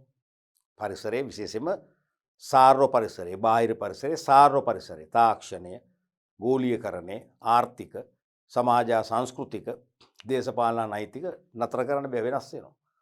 ඒතොර වෙනස් වන පරිසරය තුල ආයතනයේ සංවර්ධනය හා පැවැත්ම අකණ්ඩව රැක ගන්න නම් අපට අනිවාර්යයෙන්ම සැලසුම් කරන්නේ ප්‍රයෝජනවත් වෙනවා. ඇයි? සැලසුම් කරණයෙන් හදපු සැලැස්මනේ දැන් ඉදිරියට ගෙනියන්නේ. සැලසුම් කරන හදපු සැලැස්ම තමයි සංවිධානකරණය තුලින් සංවිධානය කරලා මෙහෙයවීමෙන් හොඳට මෙහෙයවමින් ඉදිරියට ගෙනියන්නේ. එතකොට පරිසරයේ වෙනස් වීමක් උන් නැත්තම් ඔය මෙහෙයුම් ක්‍රියාවල ස්මූත්ලි යන සුමටව ගමන් කරනවා. නමුත් පරිසරය වෙනස් වෙනකොට ඔතන යම් කඩාවැටීමක් හිරවීමක් වෙනවා. ඉදිරියට යන්නේ බ්ලොක් වෙනවා. අන්න එතකොට මොකද කරන්නේ? අපි බලනවා සැලසුමේ තියෙන විදියට සංවිධානය කරලා ක්‍රියාත්මක වෙද්දිත් මොකද මේ වෙන්නේ? අන්න පරිසරය වෙනස්කම් ඇති වෙලා. එහෙනම් වහාම අපිට පුළුවන් සැලසුම වෙනස් කරගන්න. මෙහෙයුම් ක්‍රියාවලිය වෙනස් කරගන්න. මොකද අපි දන්නවා සැලසුම් කරන එක මූල ධර්මයක් තමයි නම්‍යශීලී බව. වෙනස් කරගත හැකි වෙන්න ඕනේ. එහෙම පරිසරයට අනුකූලව වෙනස් වෙමින් අනුගත වෙමින් තේරුණාද? අනුගත වෙමින් ව්‍යාපාරයේ පැවැත්ම හා සංවර්ධනය තහවුරු කරගන්න සැලසුම් කරන්නේ සහ සැලසුම උපකාර වෙනවා. ඊළඟට සාර්ථක කළමනාකාරීත්ව පාලනයක් සඳහා උපකාරී වේ. දැන් හොඳ කළමනාකාරීත්ව පාලනයක් සඳහා සැලසුම් කරන්න අවශ්‍යයි. ඇයි? කළමනාකාරීත්ව පාලනයේදී වෙන්නේ අපේක්ෂිත ප්‍රතිඵල සමග සත්‍ය ප්‍රතිඵල සසදනවා. අපේක්ෂිත ප්‍රතිඵල කොහෙන්ද හොයාගන්නේ? ඇයි? සැලසුම් කරන්නේ සැලැස්ම තුල තියෙනවා. සැලැස්ම තුල තියෙන අපේක්ෂිත ප්‍රතිඵල. එහෙනම් ඒකත් එක්ක සත්‍ය ප්‍රතිඵල සංසන්දනය කරලා විචලතා හඳුනාගෙන නිවැරදි කිරීමේ ක්‍රියාමාර්ග තුලින් ඒක නිවැරදි කරගන්න හැකියාව ලැබෙනවා. එහෙනම් අන්න කළමනාකාරීත්ව පාලනයටත් මේ සැලසුම් කරන්නේ පහසුවක් වෙනවා. නිතරම මේ දෙකේ මම කියලා දෙනවනේ මේ දෙකේ ඍජු සම්බන්ධයක් වෙනවා වගේ. තේරුණාද? ඒක මේ විතරක් නෙවෙයි තවත් තියෙනවා. දැන් සැලසුම් කරණය මගින් දැන් ප්‍රධානම සම්පත මානව සම්පතනේ. සංවිධාන සතු සම්පත් වලින් ප්‍රධාන වෙන්නේ මානව සම්පතයි එකම ජීවමාන සම්පත. ඒ ජීවමාන සම්පත තමයි සෙසු සම්පත් පව හසුරුවන්නේ. එමනම් මේ ජීවමාන සම්පත හසුරුවන එක ලේසි නෑ. ඒ ජීවමාන සම්පත පවා නිවැරදිව ඒ කියන්නේ ඒගොල්ලන්ට sannivedanaya අභිප්‍රේරණය නායකත්වයේ තුලින් නිවැරදිව තොරතුරු සපයලා උපදෙස් දීලා දිරිගැන්වීම් දීලා තේරුණාද? නිසි මඟ පෙන්වීම කිරීමක් තුලින් ඒගොල්ලෝ නියමිත කාර්යභාරය ඉතා සඵලදායක ලෙස කාර්යක්ෂමව ඉටු කරගන්න මොකද කරන්න පුළුවන්? මෙහෙවන්න පුළුවන්. නැත්නම් පොළඹවන්න පුළුවන්. එහෙනම් ඒ මානව සම්පත පවා ඉලක්ක ළඟා කර ගැනීම දෙසට හසුරුවා ගැනීමට අනිවාර්යයෙන්ම සැලසුම් කරන්නේ උදව් වෙනවා. ඔය වගේ ඉහත ඕනෑම කරුණකට ලකුණු භාගය බැගින් කරුණු තුනට ලකුණු එකමාරක් ලැබෙනවා. මතක තියාගන්න සැලසුම් කරන්නේ ප්‍රයෝජන නිරන්තරයෙන්ම විභාගයට අහනවා. පැහැදිලිනේ? රයිට්. අපි බලමු ඊළඟ ප්‍රශ්නය. මේ 2011 පැරණි නිර්දේශයෙන් ආපු ප්‍රශ්නය. පළවෙනි ප්‍රශ්නේ රෝම ඉලක්කම් 2. කළමනාකරන ක්‍රියාවලියට ඇතුළත් කාර්යයන් නම් කර ඒවා අතර පවත්නා අන්තර් සම්බන්ධතාව පෙන්눔 කරන්න. කළමනාකරන ක්‍රියාවලියට ඇතුළත් කාර්යයන් නම් කර ඒවා අතර පවත්නා අන්තර් සම්බන්ධතාව පෙන්눔 කරන්න. මේ ප්‍රශ්නෙත් ප්‍රශ්න දෙකක් තියෙනවා. එකක් කාර්යයන් නම් කර පළවෙනි ප්‍රශ්නේ. අනිත් එක අන්තර් සම්බන්ධතාව පෙන්눔 කරන්න දෙවන ප්‍රශ්නේ. එහෙමනම් අනිවාර්යයෙන්ම එකම ප්‍රශ්නය තුල ප්‍රශ්න දෙකක් තියෙනවා නම් මම හැමදාම කියනවා පිළිතුරු පත්‍ර පරීක්ෂකවරයාට හෝ වරියට පහසුවෙන් ඔබේ පිළිතුරු ආකර්ෂණය වන ආකාරයට ඒ පිළිතුරු පැහැදිලිව වෙන් කරලා නිර්වුල්ව ලියන්න. එකම ප්‍රශ්නේ ප්‍රශ්න කොටස් දෙකක් නිසා පිළිතුරුත් කොටස් දෙකක්. මාකින් ස්කීම් එකකින් හදෙන්නෙත් එහෙමයි. ලකුණු දෙන්නෙත් කොටස් දෙකකට. අපි කොටස් දෙක වෙන් කරමු. තරු ලකුණු වලින්. මෙන්න පළවෙනි තරු ලකුණක් දාන්න. ඒක ඇහැට කන්න පේන්න අර කූඹියක් වගේ තරු ලකුණක් එහෙම නෙවෙයි. සමහරවල් ලියද්දි හරි ලෝබයිනේ. ටිකක් අතපෑදී ගාලා දාන්න තරු ලකුණු පේන්න. එනම් පළවෙනි තරු එකකින් අහන්නේ කාර්යයන් නම් කර. කළමනාකරන ක්‍රියාවලිය කාර්යයන් හතරයි. මොනවද? සැලසුම් කරණය, සංවිධානකරණය, මෙහෙයවීම, පාලනය. පැහැදිලිනේ? ඒකට කාර්යයන් හතර නම් කරාම ලකුණු එකක් ලැබෙනවා. ඒ කියන්නේ ලකුණු කාලයි. හතරෙන් එක වැඩි කිරීම හතර සමාන ලකුණු එකයි. ඒකේ වැදගත්ම කොටස තමයි අන්තර් සම්බන්ධතාව පෙන්눔 කිරීම. මේ කාර්යයන් අතර අන්තර් සම්බන්ධ මේකත් වරින් වර විභාගයට අහන මතකයිනේ. රූප සටහන නොමැති වූද අන්තර් සම්බන්ධතාවයේ විස්තර කර ඇතනම් ලකුණු දෙන්න. ලකුණු එකක් ලැබෙනවා අන්තර් සම්බන්ධතාවයට. එතකොට මේක මේ එක ක්‍රමයක්. මොකද්ද රූප සරහනේ. සැලසුම් කරණය කියලා ලිව්වා. ලියලා ඊතලයකින් ගියා ඉස්සරහට. හරිද? ගිහලා ඒක බෙදුවා කොටස් තුනකට. මේක දැන් මේ සැලසුම් කරන අපි මෙතන මේ තීරුවේ දාන්නේ නැහැ නේ. ඇයි දාන්නේ නැත්තේ? සෙසු කළමනාකරණ කාර්යයන්ට පෙරනේ මේක වෙන්නේ. පෙර සිඳුවන බව ඔප්පු කරන තමයි සැලසුම් කරන්නේ මේ වගේ අපි දාන්නේ. හරිද? ඒකෙන් තමයි සෙසු කළමනාකරණ කාර්යයන් තුනට ගේට් ඕපන් වෙන්නේ. තේරුණාද? එහෙනම් සැලසුම් කරන්නේ තුලින් සංවිධානකරණය. සැලසුම් කරන්නේ තුලින් මෙහෙයවීම. සැලසුම් කරන්නේ තුලින් පාලනයට පාර විවෘත වෙනවා. ඊට පස්සේ සැලසුම් කරන්නේ අනුව සංවිධානකරණය තුලින් අර සම්පත්ත පුද්ගලයන් අතර විධිමත් සබඳතා ඇති කරලා ඒ සංවිධානකරණය මොකද කරන්නේ? මෙහෙයවීම දක්වා ගමන් කරනවා. ඒ කියන්නේ සංවිධානකරණයේ තුලින් මෙහෙයුම් ක්‍රියාවලිය දියත් වෙනවනේ. මතකනේ? ක්‍රියාත්මක කිරීම කියන එක ඒලොල්ලිද කතා කරන්නේ නැහැ කියලා මම කිව්වනේ. ඒක විශ්වවිද්‍යාලයට ගියාම කතා වෙනවා. ඒතකොට කළමනාකරණ කාරණා 5යි. මේක කරන්නේ 4යි. එහෙමනම් සංවිධානකරණය මගින් සම්පත්තා පුද්ගලයන් අතර විධිමත් සබඳතා ගොඩ නැගුවම ඊට පස්සේ එහෙනම් මෙහෙයවීම මගින් සහකරුවන් ඒ සදා හොඳින් හසුරුවනවා. මෙහෙවනවා. sannivedanaye අභිප්‍රේරණේ නායකත්වයේ තුලින් සහකරුවන්ට මඟ පෙන්වලා ඒගොල්ලෝ කාර්ය සඳහා පොළඹවනවා. ඊට පස්සේ පාලනය තුලින් මේ සැලසුමේ තියෙන අපේක්ෂිත ප්‍රතිඵල සමග සත්‍ය ප්‍රතිඵල සංසන්දනය කරලා විචලතා හඳුනාගෙන නිවැරදි කිරීම කරනවා. එයින් පස්සේ පාලනයෙන් පස්සේ සැලසුම් කරණය දක්වා යන ප්‍රතිපෝෂණය. ප්‍රතිපෝෂණය අවශ්‍යයි. ඒ කියන්නේ දැන් විචලතා තිබුණොත් ඒ විචලතා පිළිබඳ තොරතුරු දෝෂ අඩුපාඩු මෙතන දෙනවා. දුන්න මේ විචලතා නැති කරන් නැවත උපසැලැස්මක් හදලා මේ වගේම ක්‍රියාත්මක වෙන්න පුළුවන්. උපසැලැස්මක් හදලා ඒ ටික ඒ උපසැලැස්ම සංවිධානයකරණය කරලා මෙහෙවල පාලනය දක්වා යන්න පුළුවන්. අපි හිතමු විචලතා නැහැ කියලා පරිසරේ චුට්ටක්වත් වෙනස් වෙලා නැහැ. බාහිර සාර්ව පරිසරේ චුට්ටක්වත් වෙනස් වෙලා නැහැ. එහෙමනම් සැලසුමෙන් අපේක්ෂිත ප්‍රතිඵල එලෙසම ලැබුණා කියලා. එහෙනම් විචලතා නැහැ. එහෙනම් ඒ විචලතා නැහැ කියන තොරතුරුත් මෙතනට යන්න ඕනේ. ඇයි ඒ? ඉදිරියේදී දැන් මේ සැලසුම් කරන්නේ නිශ්චිත කාලයකට සදාකාල නෙවෙයිනේ. එහෙනම් ඊළඟ කාල පරිච්ඡේදයට සැලසුම් කරන්නේ සකස් කරද්දී එහෙනම් අන්න මේකෙන් අපට තොරතුරු ගන්න වෙනවා. මේක නිවැරදි වූ කළමනාකරණ ක්‍රියාවලියක්. ඒ නිසා විචලතා නැතත් ඒ තොරතුරු මෙතනට යන්න වෙනවා. ඕක තමයි මේක අන්තර් සම්බන්ධතාවය. තේරුණාද? සැලසුම් කරණයෙන් පටන් ගන්නවා. සෙසු කළමනාකරණ කාර්යයන් තුනට පාර විවෘත කරනවා. ඊට පස්සේ සංවිධානකරණයෙන් පස්සේ මෙහෙයවීම, ඒකෙන් පස්සේ පාලනයෙන් පස්සේ ප්‍රතිපෝෂණය. ඕක තමයි අන්තර් සම්බන්ධතාවය. මේක අපට වචන වලින් විස්තර කරන්න පුළුවන්. සමහරට එහෙම අහන්නම පුළුවන්. කළමනාකරණ කාර්යයන් 4 නම් කරලා ඒවා අන්තර් සම්බන්ධතාවය කෙටියෙන් පැහැදිලි කරන්න. කෙටියෙන් පැහැදිලි කරනකොට මේ chart එකක් හරියන්නේ නැහැ. අපි ඒකට සූදානම් වෙමු. මේ හරහා කොහොමද ඒතර ලියන්නේ? අපි ලියනවා එතකොට ප්‍රථමයෙන් සංවිධාන ඉලක්ක තීරණය කර නැත්නම් පරමාර්ථ අරමුණු තීරණය කර ඒවා ළඟා කර ගැනීමට අවශ්‍ය මූලික උපාය මාර්ග හඳුනා ගැනීමෙන් සැලසුම් කරන්නේ ආරම්භ කරයි. හරිනේ? ඒකනේ වෙන්නේ සැලසුම් කරන්නේ. දෙවනුව සැලසුම් කරණයෙන් බිහි කළ සැලැස්ම පදනම් කරගෙන සේවකයින් නැත්නම් පුද්ගලයන් හා සම්පත් අතර විධිමත් සබඳතා ගොඩනගමින් සංවිධානකරණය ආරම්භ කරයි. තෙවනුව නායකත්වය අභිප්‍රේරණය sannivedanaya ඔස්සේ සහකරුවන්ට විධිමත් මඟ පෙන්වීමක් ලබා දී කාර්ය නිසි පරිදි ඉටු කරවා ගැනීමට ඔවුන් පෙළඹවීම තුළින් මෙහෙවීම දියත් කරයි. සිවනුව අපේක්ෂිත ප්‍රතිඵල හා සත්‍ය ප්‍රතිඵල සංසන්දනය කර විචලතා හඳුනාගෙන විචලතා නිවැරදි කිරීමේ ක්‍රියාමාර්ග ගනිමින් පාලනකරණය ක්‍රියාත්මක කරයි. ඔන්න වගේ වචනෙන් ලියන්න පුළුවන් ඉතාම කෙටි. පැහැදිලිනේ? ඒකටත් ලකුණු 1යි. අපි බලමු ඊළඟ ප්‍රශ්නය. පළවෙනි ප්‍රශ්නය රෝම ඉලක්කම් 3. කළමනාකරුවෙකු ලෙස සාර්ථක විය හැක්කේ දැනුම කුසලතා හා ධනාත්මක ආකල්ප යන අංගවලින් සම්පූර්ණ වූ පුද්ගලයෙකුටය. මේ ප්‍රකාශය ගැන ඔබේ අදහස් දක්වන්න.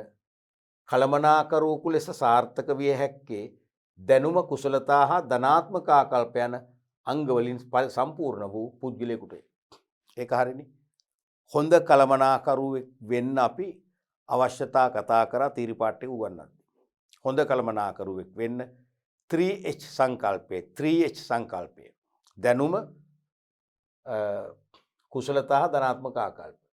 දැනුම කියන්නේ ඉගෙනීමෙන් අධ්‍යාපනයෙන් නැත්තම් සහ අත්දැකීම් වලින් පළපුරුද්දෙන් ලබා ගන්න අවබෝධය.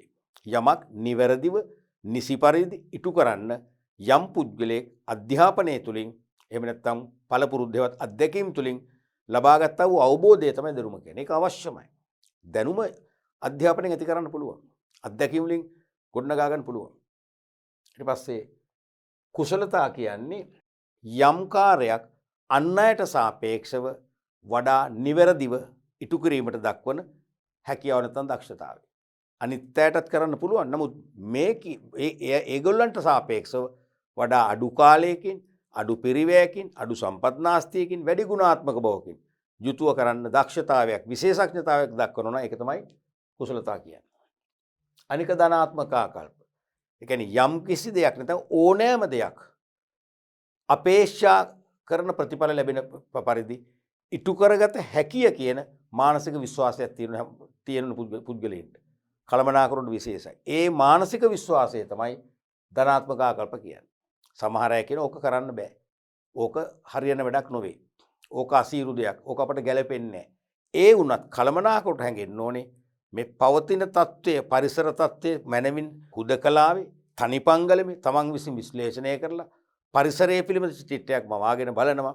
තමන්ගේ තියෙන සොය ශක්තිය, සම්පත් ශක්්‍යතාවය, තාක්ෂණය, ශ්‍රමය, මූල්‍ය සම්පත් ඒවත් එක්ක එහෙනම් මේ කියන කාර්ය අපිට කෙසේ හෝ ඉටු කරගත හැකිය කියන මානසික විශ්වාසයක්, මානසික තීන්දුවක් ගන්නවා. ඒක තමයි ධනාත්මක ආකල්ප කියන්නේ. මෙන්න මේ අංගෝපාංග 3 ආරූඪ කරගත්තොත් කළමනාකරුවෙක් එයා සාර්ථක කළමනාකරුවෙක් වෙනවා.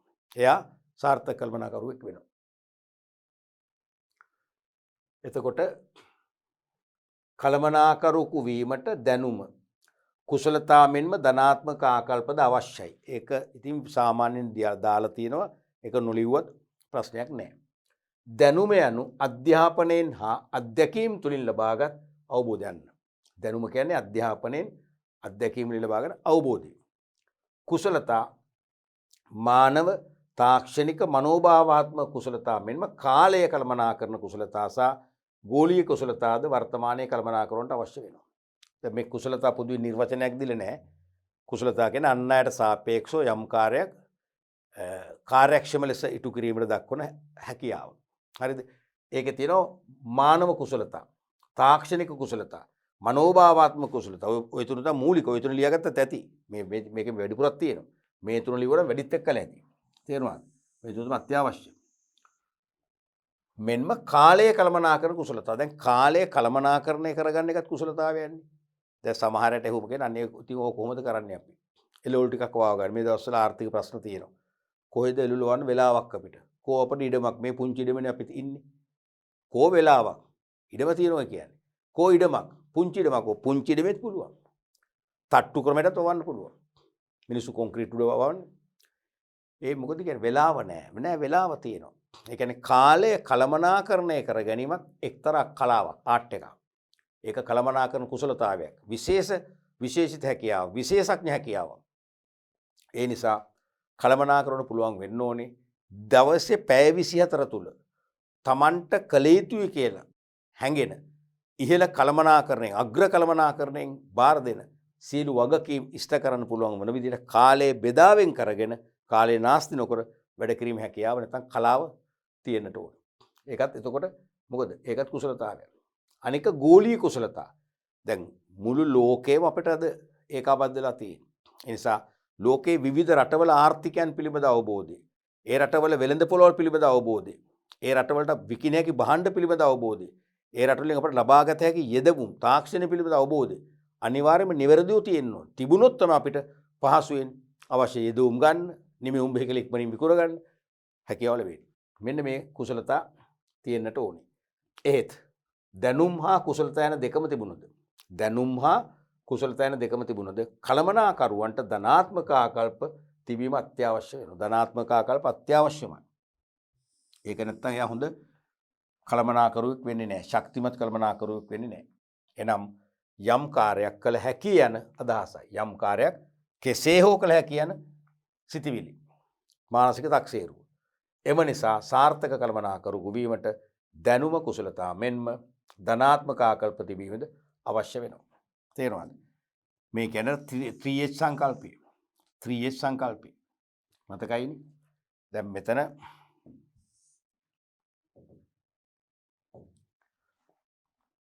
මෙතන අපි හිතමු ඔව්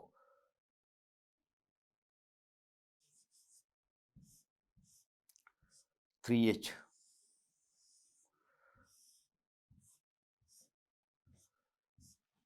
සංකල්පය. මෙතනින් මුලින්ම යනවා දැනුම. දැනුම කියන්නේ ඉගෙනීමෙන් සහ අත්දැකීමෙන් ලබාගත් අවබෝධයනේ. ඒක තියෙන තමන්ගේ ඔලු ගෙඩිය ඇතුළේනේ. මනසනේ මොළයනේ. එහෙනම් අපි ඒකට දානවා මොකද්ද? හෙඩ් කියලා. හෙඩ්. ඊට පස්සේ කුසලතා. කුසලතා කියන්නේ හැකියාවන්නේ.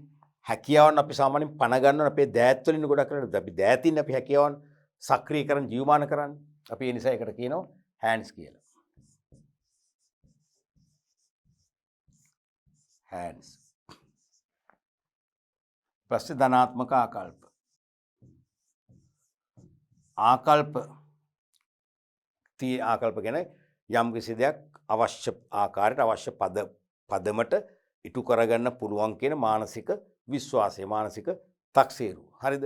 එහෙනම් ඒක තියෙන කොහෙද? අපේ හදවතේ. ධනාත්මක දේවල් තියෙන හදවතේ නේ. එහෙනම් අපි ඒකට දානවා heart කියන. heart. එහෙම තමයි 3H හැදෙන්නේ. ඉතින් මෙන්න මේ 3H සංකල්පයේ ගියාම තමයි කළමනාකරු අංග සම්පූර්ණ කළමනාකරුවෙක් වෙන්නේ. පැහැදිලිද? පැහැදිලි. අපි ඊළඟ ප්‍රශ්නට යමු. තුනේ රෝම ඉලක්කම් 2. පහත දැක්වෙන්නේ කිසියම් ව්‍යාපාර ආයතනයක සංවිධාන සටහනකි. මතකනේ සංවිධාන සටහන කාර්යයන් තනතුරු බලතල බෙදී ගොස් ඇති ආකාරය පෙන්වුම් කරන ලිඛිත සැකිල්ල. සභාපති ඉන්නවා ප්‍රධාන විධායක නැත්නම් CEO වෙන්නේ නැති වෙන්නේ Chief Executive Officer. CEO Chief Executive Officer CEO. එයා යටතේ මෙහෙයුම් කළමනාකරු, අලෙවි කළමනාකරු, මූල්‍ය කළමනාකරු, මානව සම්පත් කළමනාකරු, පර්යේෂණ සංවර්ධන කළමනාකරු 4 දෙනෙක් ඉන්නවා. එයාලා යටතේ සහකාර කළමනාකරු ඉන්නවා. හරිද? මෙම සංවිධාන සටහන තුළින් පිළිබිඹුවන කළමනාකරන මූලධර්ම කවරේද? කළමනාකරන මූලධර්ම තියෙනවනේ. නැත්නම් සංවිධානකරණයේ මූලධර්ම. සංවිධාන සටහනක තිබුණු මූලධර්ම. එකක් තමයි අනකිරීමේ දාමය. නැත්නම් විධානයේ දීමේ දාමය. චේන් ඔෆ් කමාන්ඩ් කියලා අපි කතා කරේ. ඒ කියන්නේ මේ සභාපති ළඟ තමයි සම්පූර්ණ බලතල තියෙන අධිකාරිය. ඒන් සෑහෙන ප්‍රමාණයක් දෙනවා ප්‍රධාන විධායක නිලධාරියට. එයා ඊට පස්සේ ඒක බෙදනවා මේ 5 දෙනාට. මෙහෙයුම් කළමනාකරුට කොටසක් හම්බ වෙනවා. අලෙවි කළමනාකරුට කොටසක් ආදී වශයෙන්. මෙහෙයුම් කළමනාකරුගේ කොටස මෙතන සහකාර කළමනාකරු 3 දෙනාට බෙදලා දෙනවා. අලෙවි කළමනාකරුගේ බලතල කොටස මේ 3 දෙනාට ආදී වශයෙන් යනවා. ඕක තමයි මේ අදහස් කරන්නේ. ඒ කියන්නේ ඉහළ සිට පහළට අධිකාරිය ගලා යා යුතු බව. ඉහළ සිට පහළට අධිකාරිය ගලා යා යුතු බව තමයි අනකිරීමේ දාමෙන් කියන්නේ. ඒක එක මූල ධර්මයක්. පහළ සිට ඉහළට බෑ. මොකද ජපානයේ තියෙන්නේ bottom to top management process එකක්. ලංකාවේ තියෙන්නේ top to bottom management process එකක්. ඒ නිසා ඉහළ සිට පහළට තමයි ගලාගෙන යන අධිකාරිය. දෙක තමයි අනකිරීමේ ඒකීය භාවය. නැත්නම් විධානයේ දීමේ ඒකීය භාවය. unity of command කියන එක. ඒ කියන්නේ එක් සහායකයෙකුට එක් අවස්ථාවකදී නියෝග දිය හැක්කේ එක් කළමනාකරුට පමණයි. ඔක අනිත් පැත්තෙන් කිව්වොත් කොහමද? එක් සහායකයෙකු වගකීමට බැඳෙන්නේ එක් කළමනාකරුට පමණයි. ඒ කියන්නේ එකම මොහොතේදී සේවකයෙකුට සහායකයෙකුට කළමනාකරු 3 දෙනෙක් 3 ආකාරයකින් නියෝග දුන්නොත් මොකද වෙන්නේ? සහායකයා අතරමන්නේ. එහෙම වෙන්න බෑ. ඒ නිසා දැන් මෙතනදී මේ මෙහෙයුම් කළමනාකරු නියෝගයක් දෙන්නේ සහකාර කළමනාකරු අපි පළවෙනියා කියලා එයාට. ඊට පස්සේ දෙවෙනියටත් දෙන්නේ එයයි. දෙනවා. 3 දෙනාටම දුන්නට මෙයා වග කියන්නේ මෙයාට විතරයි. වගකීම තියෙන්නේ මෙයාට. දෙවෙනියත් වගකීම තියෙන්නේ මෙයාට. තුන්වෙනි යෝග විදිහට මෙයාට. දැන් අලෙවි කළමනාකරු මේගොල්ලෝ නියෝග දුන්නොත් අන්න පැටලෙනවා. අන්න මේ මූල ධර්මේ කඩ වෙනවා. එහෙම වෙන්න බෑ. තේරෙනවනේ? තුන්වෙනි එක තමයි සම්බන්ධතා රටාව. ස්කලා ප්‍රින්සිපල් නැත්නම් ස්කලා මූල ධර්මය කියලා සිංහලෙන් කියන්නේ තෝකම තමයි. ස්කලා මූල ධර්මය. ස්කලා මූල ධර්මය. ස්කලා මූල ධර්මය. ඒ කියන්නේ ඉහළ සිට පහළට ඉහළ තනතුරු වල සිට පහළ තනතුරු දක්වා අධිකාරිය ගලාගෙන යන්න ඕනේ. අධිකාරිය ගලාගෙන යන්න ඕනේ. ඒ අධිකාරිය සියලු තනතුරු වලට යන ආකාරය. දැන් මේ පළවෙනි එකයි තුන්වෙනි එකයි පටල ගන්න නෑ. මම ත්‍රිපාඨයේදී කියන්නේ නැති ඕගොල්ලන්ට. පළවෙනි එක කියන්නේ ඉහළ සිට පහළට අඛණ්ඩව බලතල ගලාගෙන යන්න ඕනේ. සම්බන්ධතා රටාවත් ස්කලා ප්‍රින්සිපල් එකෙන් කියන්නේ ඉහළ සිට පහළට සියලු තනතුරු ආවරණය වන පරිදි සියලු කළමනාකරන මට්ටම් ආවරණය වන පරිදි අධිකාරිය ගලාගෙන යන්න ඕනේ. ඒ කියන්නේ මේ එක්කෙනෙකුටවත් අධිකාරිය මිස් වෙන්න බෑ. මෙයාටත් යන්න ඕනේ. මෙයාටත් මෙයාගේ මේ තුන් දෙනාට යන්නත් ඕනේ. මෙතනත් මේ තුන් දෙනා එක්කෙනෙකුට බෑ. තේරුණාද? සියලු කළමනාකරන තනතුරු ටච් කරමින් තේරුණාද? ස්පර්ශ කරමින් ඉහළ සිට පහළට අධිකාරිය ගලා යතු බව තමයි ස්කලා මූල ධර්මයෙන් කියන්නේ. පැහැදිලිද? මේ දෙක මාරු කරගන්නේ නේද? මාරු කරගත්ත ඉතිහාසය පුරාම ඕගොල්ලෝ හොඳ ළමයි. ඕගොල්ලෝ එහෙම කරන්න එපා. තේරුණාද? ඉහළ තනතුරු වල සිට පහළ කළමනාකරන මට්ටම් දක්වා අධිකාරිය ගලා යා යුතු බව තමයි විධානයේ දීමේ දාමින් කියන්නේ. චේන් ඔෆ් කමාන්ඩින් කියන්නේ. ස්කලා මූල ධර්මයෙන් කියන්නේ ඉහළ කළමනාකරණයේ සිට පහළ මට්ටම් දක්වා සියලු තනතුරු ආවරණය වන ආකාරයෙන් අධිකාරිය ගලා යුතු බව. අනික පාලන අවකාශය. පාලන අවකාශය කියන්නේ ස්පෑන් ඔෆ් කන්ට්‍රෝල් කියලා අපි කතා කරේ. එක් කළමනාකරුවෙකුගේ අධීක්ෂණයට බඳුන් වන සහකරු පිරිස. එක් කළමනාකරුවෙකුගේ පාලනය යටතේ ක්‍රියාත්මක වන සහකරුන් සංඛ්‍යාව. දැන් මෙතන ගත්තොත් සභාපති යටතේ එක්කෙනයි ක්‍රියාත්මක වෙන්නේ. අන්න මේක පුංචි පාලන අවකාශයක්. මේ එක පාලන අවකාශයක්. මේ තමයි රවුම් කරේ පාලන අවකාශය. තේරුණාද? ඊට පස්සේ මේ ප්‍රධාන විධායක නිලධාරිය යටතේ පස් දෙනෙක් පාලනය වෙනවා. එහෙනම් මේ පස් දෙනා වග කියන්නේ ප්‍රධාන විධායක නිලධාරිය. මේ මෙහෙයුම්, අලෙවි, මූල්‍ය, මානව සම්පත්, පර්යේෂණ, සංවර්ධන කළමනාකරු පස් දෙනා මෙයාට වගකීම් බෙදෙනවා. එහෙනම් මේ පස් දෙනා ඉන්නේ මෙයාගේ යටතේ. එහෙනම් මෙන්න තව පාලන අවකාශයක්.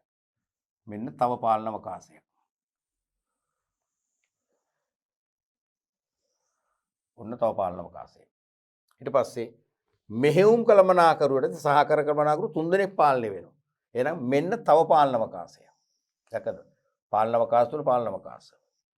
ඊට පස්සේ අලෙවි කළමනාකරුවට සහකාරව කළමනාකරු 3 දෙනෙක් පාලනය වෙනවා. එන්න තවත් පාලන අවකාශයක්. මූල්‍ය කළමනාකරුවට ඒ වගේම සහකාර කළමනාකරුන් 3 දෙනෙක් පාලනය වෙනවා. අන්න තවත් පාලන අවකාශයක්. මානව සම්පත් කළමනාකරුවට 3 දෙනෙක් පාලනය වෙනවා. අන්න තවත් පාලන අවකාශයක්. පර්යේෂණ සංවර්ධන කළමනාකරුවට අර වගේම 3 දෙනෙක් පාලනය වෙනවා. අන්න තවත් පාලන අවකාශයක්. පේනවද? පාලන අවකාශය දැන් තේරෙනවද? පාලන අවකාශවල පාලන අවකාශය. රයිට්. ඔන්න වගේ ඕනෑම කරුණු තුනක් සඳහා එක බැගින් ලකුණු 3ක් ලබා දීලා තිනවා අවුරුද්දේ. පැහැදිලිනේ? රයිට්. අපි ඊළඟ ප්‍රශ්නට යමු. 3 රෝම ඉලක්කම් 3. සමහර ආයතන ප්‍රධානීන් තමාට ව්‍යවස්ථානුකූලව ලැබෙන අධිකාරී බලයට වඩා වැඩි බලයක් ක්‍රියාත්මක කරනු දැකිය හැකියි. පැහැදිලි ප්‍රශ්නේ? සමහර ආයතන ප්‍රධානීන් කියන කළමනාකරුවෝ තමාට ව්‍යවස්ථානුකූලව කියන්නේ තනතුරු අනුව ලැබෙන අධිකාරී බලය ලෙජිටිමේට් පවර් කියලා අපි කතා කරේ. ලැබෙන අධිකාරී බලයට වඩා වැඩි බලයක් ක්‍රියාත්මක කරනු දැකිය හැකියි. එසේ වැඩි බලයක් පරිහරණය කිරීමට හැකිවන්නේ කෙසේද පැහැදිලි කරන්න. දැන් කිසියම් කළමනාකරන ධූරයකට විධිමත් ලෙස පත්වීමක් ලැබුවම ඒ ධූරය අනුව හිමි වෙන බලයක් එයාට තියෙනවා. යම් තීරණ ගන්න. එයාට වෙනත් මාර්ගවලිනුත් බලයක් වැඩි කරගන්න ක්‍රම තියෙනවා. ඒකයි මම අදහස් කරන්නේ. තේරුණාද? ප්‍රධානියෙකුට අධිකාරී බලයට අමතරව විවිධ මාර්ගවලින් බලය ලැබිය හැකිය. එවැනි බලයක් ලැබෙන මාර්ග වන්නේ තොරතුරු බලය, විශේෂඥ බලය, අනුහස් බලය, ත්‍යාග දීමේ බලය ආදී. ඒ කියන්නේ යම් ප්‍රධානියෙකුට යම් කළමනාකරුවෙකුට සාපේක්ෂව ගොඩාක් තොරතුරු තියෙනවා. එයා නොදන්න දෙයක් නැහැ. ඕන තැනකින් යාට උත්තර දෙන්න පුළුවන් ප්‍රශ්න වලට. එhmenan ඒ නිසා මෙයාට බලයක් තියෙනවා. සෙසුවා ඇත්ත එක්ක ආගියු කරන්න කැමති නැහැ. එයා කියන දෙයට එහා යන්න කැමති නැහැ. එයා කියන දේ පිළිගන්න සූදානම්. බලයක් ඒක. තේරුණාද? විශේෂඥ බලය. ඒ කියන්නේ කිසියම් විශේෂේෂ්ඨයක් සම්බන්ධයෙන් අපි තුමු කිසියම් විශේෂේෂ්ඨයක් සම්බන්ධයෙන් අතිවිශේෂ හැකියාවක් තියෙනවා. ඒ නිසාත් බලයක් ලැබෙනවා. අපි හිතමු මෙකැනිකල් ඉන්ජිනියර්ස්ලා ගොඩක් ඉන්නවා. එයින් එක මෙකැනිකල් ඉන්ජිනියර් කෙනෙක් ඉන්න ඕනෑම යන්ත්‍රයක ඇතිවන යාන්ත්‍රික දෝෂයක් එයාට ක්ෂණිකව හඳුන ගන්න පුළුවන්. ඒකට ක්ෂණික తాවකාලික පිළියම් යොදන්න පුළුවන්. ස්ථිර පිළියම් ඒකත් යොදන්න පුළුවන්. අනිත් අයට ඒක බෑ. එහෙනම් අනිත් අය මෙයාට යටයි. අන්න බය මෙයාට බලයක් ඇවිල්ලා. අනුහස් බලය. සෙසු කළමනාකරුවන්ට නැතුණාට තමන්ට මොනවා හරි මානසික ශක්තියක් නැත්තම් චිත්ත ශක්තියක් එක්ක බොහෝ දේවල් කරන්න පුළුවන්. එහෙමනම් එයාට ඒ නිසාම බලයක් තියෙනවා. එයා අභිභව යන කවුරුත් කැමති නෑ. එයාට යටහත් තමයි අනිත්‍ය ක්‍රියාත්මක වෙන බලයක්. ඒ වගේම ත්‍යාග දීමේ බලය. සමහර විට අග්‍ර කළමනාකරු සභාපති වෙන්න පුළුවන්, GM වෙන්න පුළුවන්, CEO වෙන්න පුළුවන්. සමහර කළමනාකරුන්ට පමණක් ත්‍යාග දීමට බලයක් පවරනවා. දැන් නිදසුනක් වශයෙන් සංචාරක හෝටලයක, ටූරිස්ට් හෝටල් එකක අපි බැලුවොත් ඒකේ ගණකාධිකාරීවරයෙක් ඉන්නවනේ. ගණකාධිකාරීවට පුළුවන් යම් යම් ත්‍යාග දෙන්න තීරණ ගන්න. සමහරට මූල්‍ය කළමනාකරුට ඒ බලය තියෙනවා. තේරෙනවද? සමහරට අවුරුද්දට බෝනස් එකක් තෑග්ගක් වශයෙන් සේවකයන් දෙන්න තීරණය කරන බලය යාට තියෙනවා. ඒ නිසාම යාට බලයක් තියෙනවා. අන්න ඒ වගේ විවිධ ක්‍රමවලින් බලයක් අහු වෙනවා.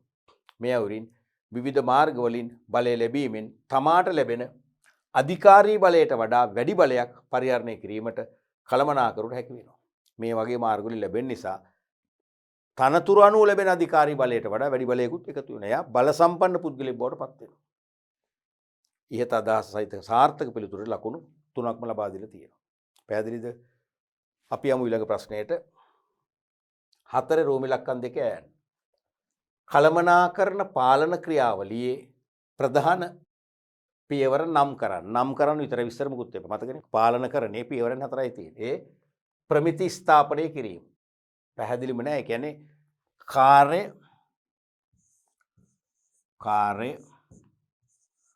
සාධන ප්‍රමිති නැත්තම් ක්‍රම හඳුනා ගැනීම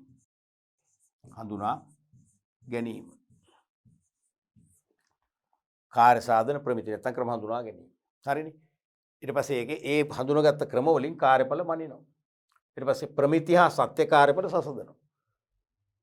ප්‍රමිති කියන්නේ අපේක්ෂිත ප්‍රතිඵලනේ. සත්‍යවත් එක සංසන්දනය කරනවා. ඇගීම හා විචලනයන් තිබේ නම් නිවැරදි කිරීමට ක්‍රියාමාර්ග ගන්නවා. එහෙනම් ඒවා අගේනවා, විචලනයන් තිබුණොත් නිවැරදි කිරීමට ක්‍රියාමාර්ග ගන්නවා. ඔක තමයි පාලන පියවරන් 4. ලකුණු එකක් දෙනවා කාල බැගින්. පැහැදිලිනේ? ඊළඟට 4.2 ආයන්න.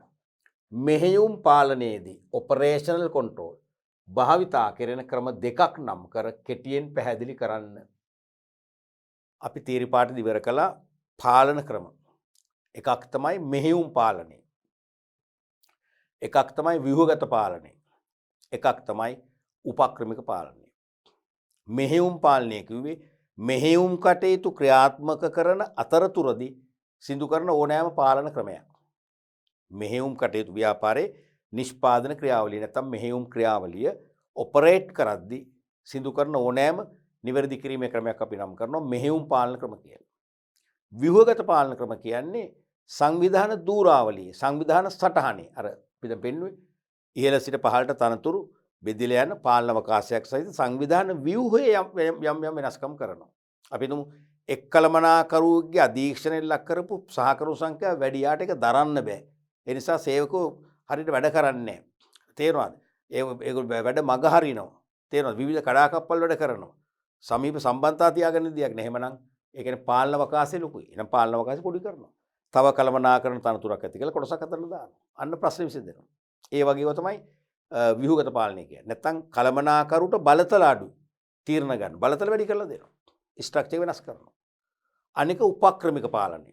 ඒ කියන්නේ අනාගතය ගැන හොඳින් දැකලා සමස්තය ගැන හිතලා සාර්ථකත්වය උදෙසා ඉතා ඥානාන්විත දිගුකාලීන තීරණ ගැනීම හැකියාව.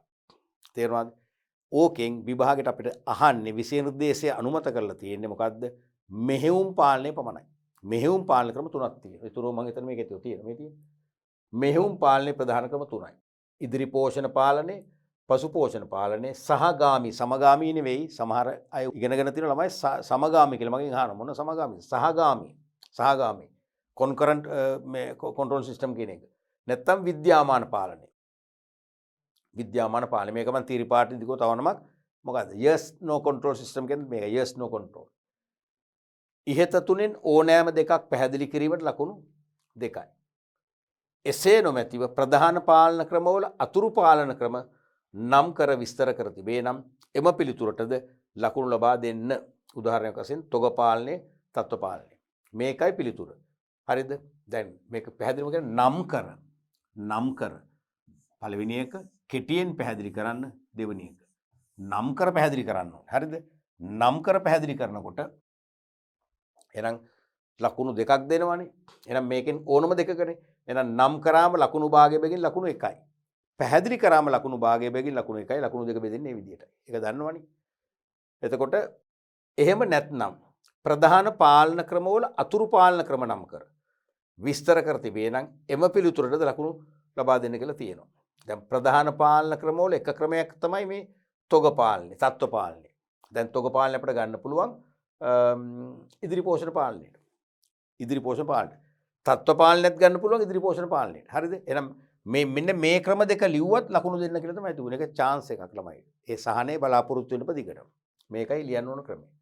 මොකද්ද මේ ඉදිරි පෝෂණ පාලනය කියන්නේ? feed forward control system කියලා අපි ඉගෙන ගත්තේ. feed forward control system කියන්නේ යම් යම් දුර්වලතා, යම් යම් විචලතා සිදු වීමට පෙර ඒවා වළකා ගන්න පුළුවන් වන අයුරෙන් කල්ැතුව නිවැරදි කිරීමේ ක්‍රියාමාර්ග ගන්නවා.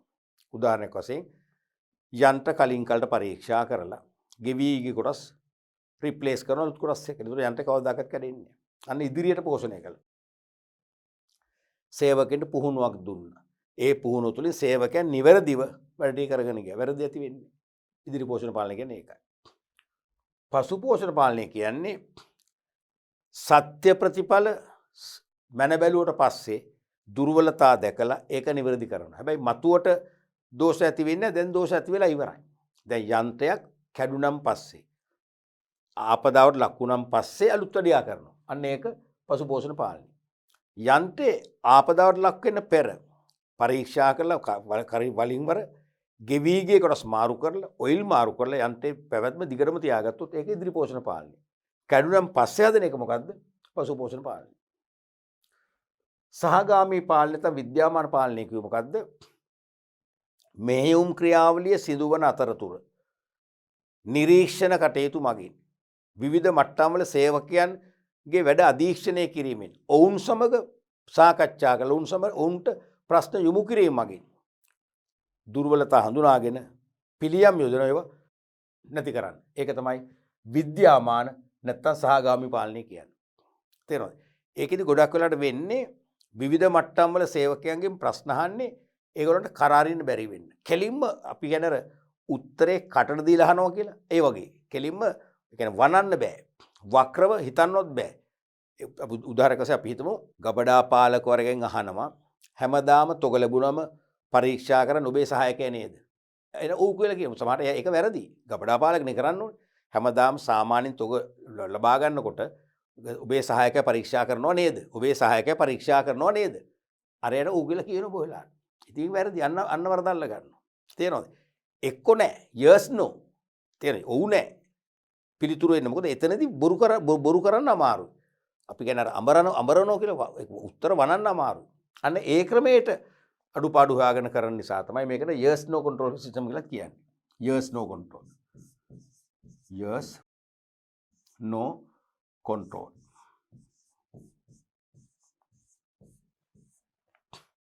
පැහැදිලිනේ? ඔය වගේ එතකොට නම් කරලා කෙටියෙන් පැහැදිලි කරන්න ඕන. නැත්තම් ලකුණු භාගය හම්බෙන්නේ. පැහැදිලිද? right.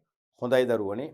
අපි අද පාඩම් පරිච්ඡේදයනොත් 2011 දක්වාම හොඳ විභාග ප්‍රශ්න කීපයක් සාකච්ඡා කරා. ඒ විභාග ප්‍රශ්න අපි විකල්ප ආකාරයෙන් විභාගයට එන්න පුළුවන් විදිහ සාකච්ඡා කරා. පිළිතුරු පත්‍ර සමීක්ෂණයේදී ලකුණු ලබා දීමේ පටිපාටිය මැනවින් අවබෝධ කරමින් අපේක්ෂිත පිළිතුරුවල ස්වභාවය සහ ධාරිතාවය අවබෝධ කරමින් ඊටත් වඩා ඒක තුලින් ආදර්ශ ප්‍රශ්න නැවත අපි මේ තුලින්ම අපි විකල්ප ආදර්ශ ප්‍රශ්නත් හඳුනා ගනිමින් ප්‍රතිනිර්මාණ කරමින් හොඳ විශ්ලේෂණයක දුන මම හිතනවා දැන් ඔබට කළමනාකරණයේ පාඩම විතරක් නෙවෙයි ඕනෑම පාඩමක විභාගයට ප්‍රශ්න අහන ස්වභාවය පිළිතුරු ලිවිය යුතු ආකාරය ගැන දැන් නිර්වුල් මානසිකත්වය ඇවිල්ලා ඇති පීඩනයකින් තොරව විශ්වාසයෙන් සැහැල්ලුවෙන් පිළිතුරු ලිවීමේ තාක්ෂණය දැන් ඔබ උකහාගෙන ඇති අපි තවදුරටත් ඉදිරි පාඩම් වලදීත් මේ වගේ ප්‍රශ්න ගණනාවක් සාකච්ඡා කරලා ඒ தત્ත්වය වර්ධනය කරගන්න බලාපොරොත්තු වෙනවා